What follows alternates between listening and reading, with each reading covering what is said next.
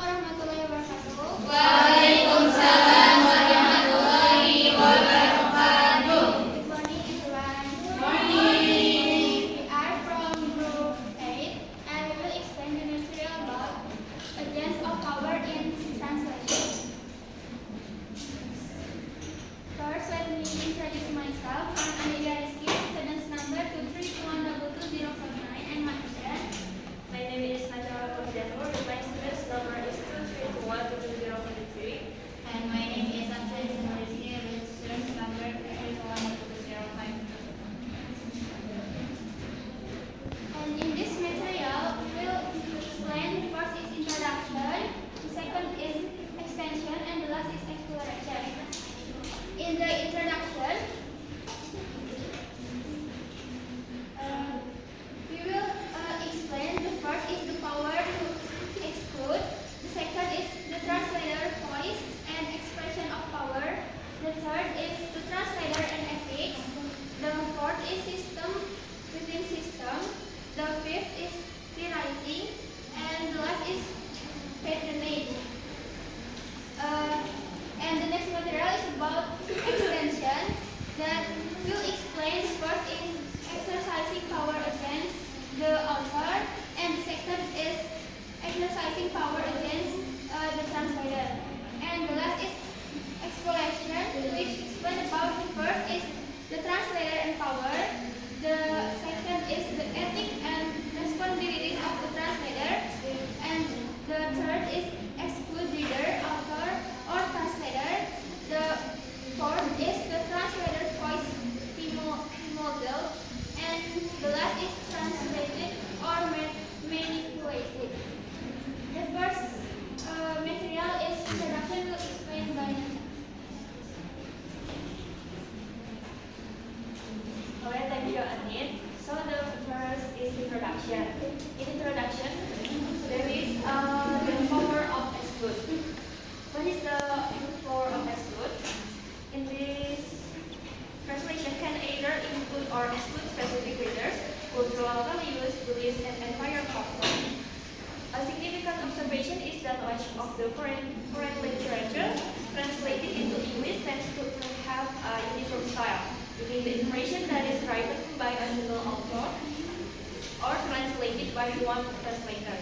This phenomenon can be attributed to the fundamental constraint of translation itself, which might limit the diversity of expression compared to original writing.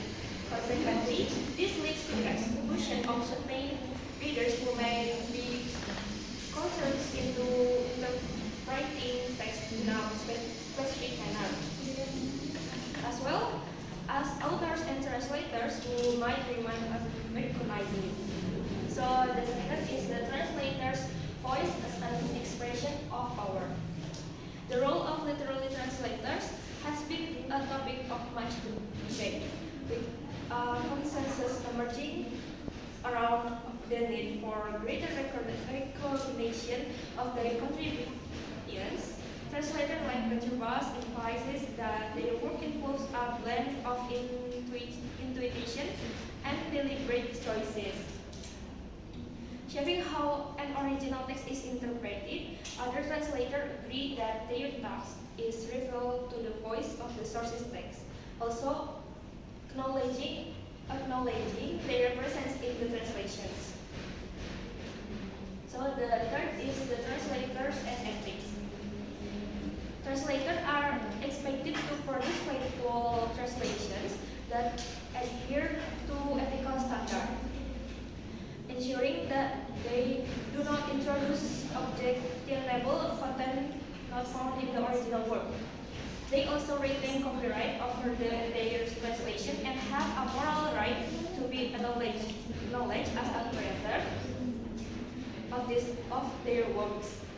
Contracts typically stipulate that their names appear prominently on published editions and promotional materials. And next is the system within system.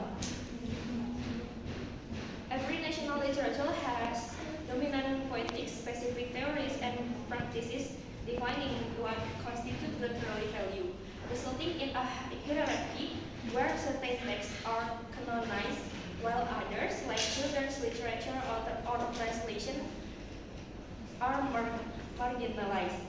This creates a competitive environment among various cultural systems striving for recognition. Translation serves as a means of asserting identity and reflect broader cultural dynamics. And next is rewriting. Translation can be viewed as a form of rewriting, where ideological and poetic constraints influence how texts align with dominant world views or literary structures. This process helps shapes how translation interpret original works and reflect prevailing political or literary pressures. And the last is patronage. Patronage refers to individuals or institutions that support or hinder literary activities, including translation. While patronage often carries ideological implication, it primarily functions as a constraint on expression, determining what can be said and how is it presented.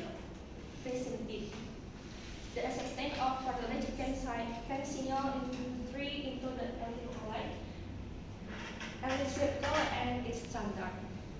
So the next is the extension. The use of language to exclude some and include others is not new in translation. Of course, it is a fact in this domain, namely the use of language not necessary for it, and lead towards certain kinds of reader and away from others.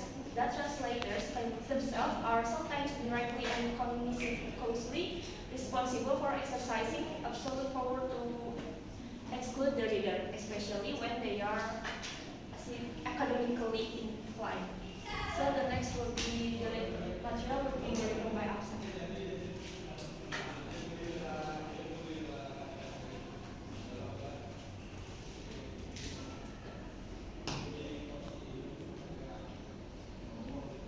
Alright, the next material is about exercising power against the author and exercising power against the translator.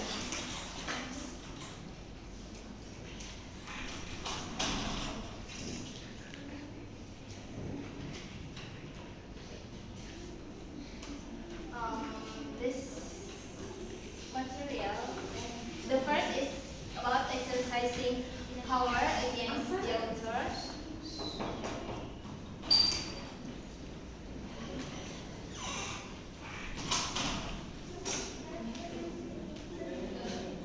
Power in translation is not always exercised against the reader. Of course, it can also be directed against the original text or author, and sometimes in the most mundane ways, as in the unthinking use of target language norm or in house conventions. The translator of Henry Walter Francis Thomas dealt with the bibliographical references by adopting the in-house publishing convention of citing the authors by surname and initials only, a strategy which caused the author considerable distress, since for her it was a matter of courtesy to provide the first name in full. The same book offers another example where the absence of translation served as a kind of power play against the author of the original. And the next is about exercising power against the translators. Translators themselves are no more immune from power displays than are the reader and the original text and author. The appearance of the words translated by on the title page favors both reader and critic, since the most reader do not realize that the text of a translation in the case of published book in particular is rarely all the translator's own work. It is usually submitted to a copy editor or other translation revisor who normally exercise considerable influence in shaping the final product. And the next is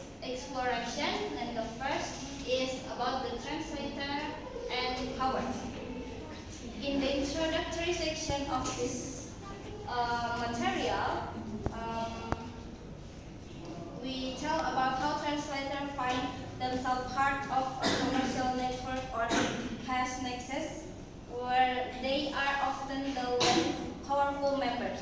This is not just the case for the translator of literary fiction, of course, but also for the freelance translator of everyday documentary text and manuals as described in the translational action model of post-humanitarian.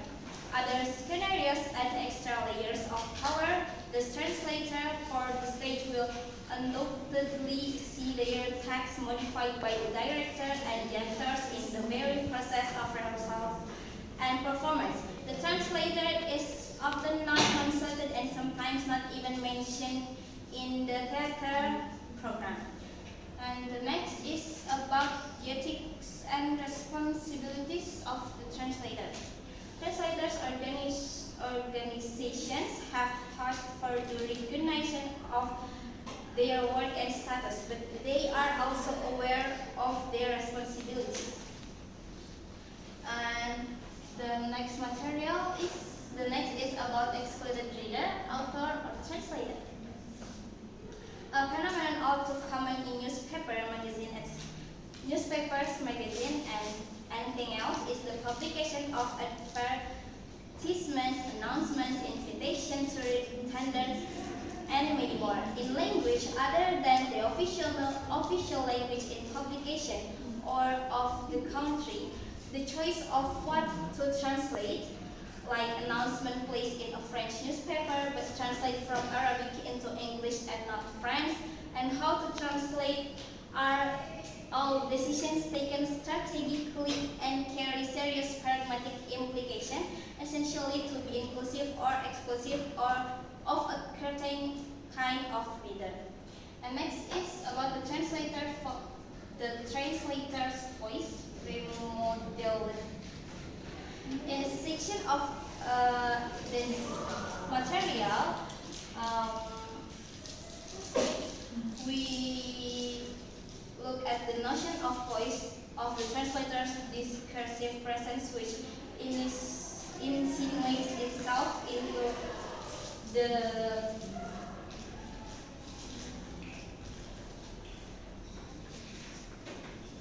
translation text, even if the aim of the translator has been to produce a transparent translation.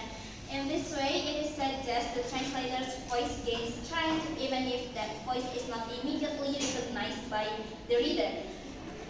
An indication of the relative strength of the translator's voice and that of the original author is the retranslation of canonical authors after a period of time. A phenomenon studied amongst others by Polysystem theorists Berlin translation is so widely accepted it achieved the status of an original, as with the King James Version of the Bible in English. The 7th century translation against which new translations are still measured and often criticized for failing to meet its literal standard. The modern translator have the advantage of being able to consult her work, but it is illuminating to see the kinds of change they have made as an illustration for the underlying form of literary expression to which they aspire. And the last is about translated or manipulated. One way of saying this whole exercise of power in context is to see translation as a form of rewriting, even manipulation. Power structures such as ideology and politics are consistently involved to account for this phenomenon, which, although condoned and even encouraged in intersection of translation studies, are nonetheless rarely, if ever, in sense. And next it will be delivered by my friend. Okay, we can conclude that the use of language to exclude some parties